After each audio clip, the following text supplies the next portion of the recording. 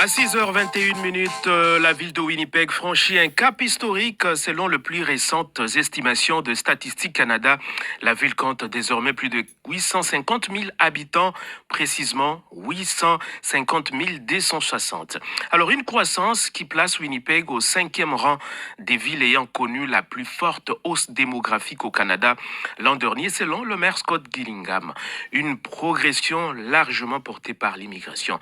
Mais derrière ces chiffres encourageants se cache une question fondamentale. Comment parle-t-on de l'immigration? Trop souvent, elle est présentée comme une faveur, un privilège accordé plutôt comme ce qu'elle est réellement. Alors, c'est précisément ce constat que fait Love Joey Samavi, auteur, conférencier et directeur général du Carrefour d'aide aux nouveaux arrivants, qui est un organisme à but non lucratif qui est basé à Montréal. Alors, pour lui, l'immigration n'est pas un acte de charité, mais une décision stratégique essentielle pour répondre aux réalités économiques, démographiques et sociales du Canada et du Manitoba. Alors ce matin, nous allons discuter avec lui de la nécessité de changer le narratif, de reconnaître pleinement l'apport des professionnels immigrants et de briser ce poids invisible de la dette des gratitudes qui freine encore trop de parcours. Love Joey Samavi, bonjour. Bonjour Gaël, bonjour pour l'invitation à participer à ton émission. Merci bien d'être là ce matin avec nous. Alors, Love Joey Samavi, vous parlez souvent de mythes selon lequel l'immigration serait une faveur. Pouvez-vous nous expliquer pourquoi ce narratif est problématique pour les professionnels immigrants au Canada et au Manitoba d'une manière particulière? Alors, ce qu'on peut dire, c'est que souvent les personnes qui arrivent et qui sont issues de l'immigration, on va leur opposer un discours, des fois un discours devenu institutionnel avec certains chefs d'État et responsables politiques qui essaient de distiller l'idée que on donne une certaine forme de faveur et de privilèges à ceux qu'on accueille ici. Or, la réalité est complètement tout autre. Le narratif de la faveur fait en sorte que les gens ne se sentent pas légitimes. Ils vivent avec un poids permanent de toujours devoir prouver leur légitimité. Alors, il est temps que l'on change de la façon de parler d'immigration. Cette idée de faveur, de chance, est absolument fausse parce que c'est une relation mutuelle et bénéficiaire aux deux parties. Ce que je veux dire, c'est que l'immigration est une nécessité économique. Elle est planifiée par des gouvernements qui ont des ministères de l'immigration qui anticipent sur des enjeux économiques et démographiques, et ce qui fait en sorte qu'on organise l'immigration. Maintenant, quand les gens arrivent, il y a comme ce refus de les accepter dans le rapport équitable qui peut s'établir dans un contrat de travail, parce que en vérité, c'est un contrat économique.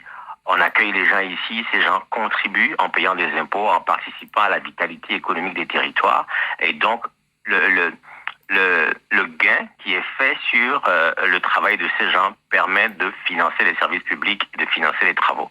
Donc, il y a une boucle qui est celle du partenariat issu de l'immigration, mais derrière, on oppose un discours de la faveur et de la chance, et les personnes issues de l'immigration vivent avec un poids, et ça a un coût réellement humain. Il faut changer le narratif. Alors, le Manitoba a un besoin croissant des professionnels qualifiés dans certains secteurs. Quels exemples concrets pouvez-vous partager où l'immigration a été un levier stratégique pour répondre à ces besoins? Déjà, on dit que le Manitoba a accueilli récemment près de 58 000 nouveaux arrivants et 46 500 vivent à Winnipeg. Ces personnes, dont 30% sont des travailleurs immigrants, participent à l'économie, ils travaillent dans différents secteurs. Les secteurs de la santé, les secteurs de la construction, de la production, de la fabrication.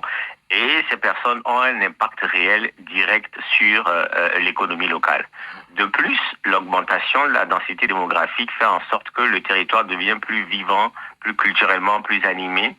Donc, ce qui veut dire qu'il y a une vitalité globale qu'il faut prendre en compte, notamment à Winnipeg.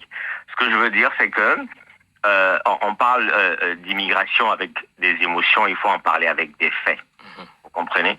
On n'accueille pas les personnes immigrantes au Manitoba par bonté d'âme, mais on les accueille parce qu'on en a structurellement besoin. Il y a une bonne partie de la population active qui va partir à la retraite, il y a des décès, il y a des déplacements, mais le vide que laissent les décès, les départs à la retraite doit être comblé.